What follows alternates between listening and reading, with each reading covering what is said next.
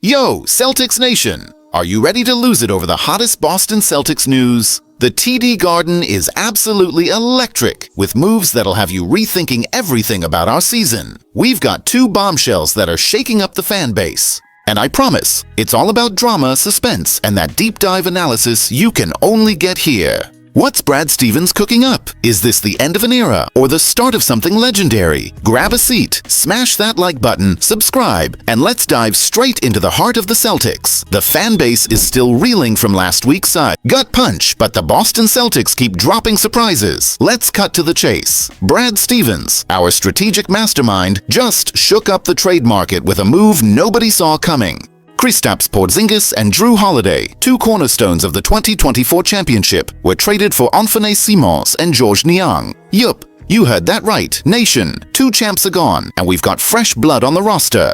Why'd this happen? How does it change everything? Let's break down this blockbuster that's got everyone talking. First, the backstory. Jason Tatum's injury crushed our title hopes this season, with the salary cap maxed out and the new CBA punishing teams over the luxury tax. Stevens had to make a move. Porzingis, with his expiring contract, and Holiday, locked in for 2 more years, were costing a combined $50 million plus. The solution? Trade them to save $27.2 million and dodge the second apron, giving the Celtics some much-needed financial flexibility. This isn't just a trade, it's a strategic checkmate to rebuild the future while Tatum heals. And Fernie Simons, just 26 years old, arrives as an electrifying prospect. Last season, he dropped 19.3 points per game, shooting 36.3% from 3. He's an explosive guard with room to grow, potentially the spark our offense needs. Georges Niang, a familiar face in Boston, is the guy who never backs down. He brings veteran savvy, clutch shooting, and an energy that vibes with our fan base. Stevens said, "Anthony is a rising star, and George is a born winner. But can they fill the void left behind? The fan base is split." On X, I'm seeing comments like, "Trading Drew is a crime," and others hyping, "Simons is the future."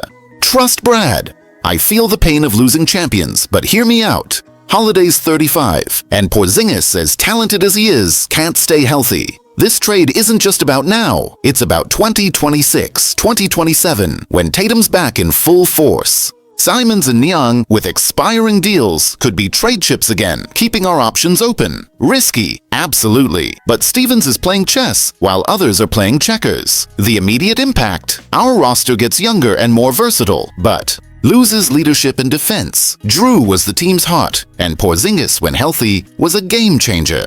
Now, it's on Jaylen Brown to step up and lead this new era. The big question, can Simons and Niang handle the TD Garden pressure? And here's the kicker, this trade might just be the start of something bigger.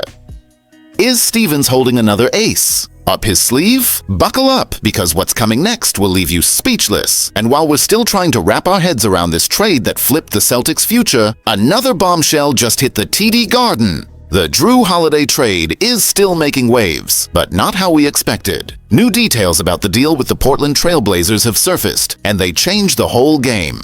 According to Boston Globe insider Adam Himmelsbach, the Celtics gave up 2 second-round picks that were part of the original package. Why? What's going on behind the scenes? Let's unpack this plot twist that's got the Green Nation buzzing. Here's how it went down. The announced trade sent Drew Holiday to Portland for Anthony Simons and Georges Niang, with 2 second-round picks 2030 and 2031 originally coming to Boston. But during Holiday's medicals, new findings popped up. Relax, nation. It's not a deal-breaker.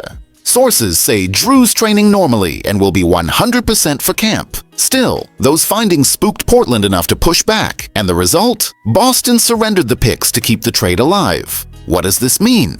Losing those picks stings. But it's not catastrophic. Second-rounders are gold for teams like the Celtics, who need cheap young talent to balance the roster. Without them, Stevens has less ammo for future trades or draft steals. On the flip side, saving the trade was critical. Simons, averaging 19.3 points last season, is a bet for now and the future. At 26, he's got room to grow and could be a key piece when Tatum returns. Niang's experience adds value too. The fan base is fired up. On X, some are yelling, "Brad got played," while others argue, better lose picks than the whole deal.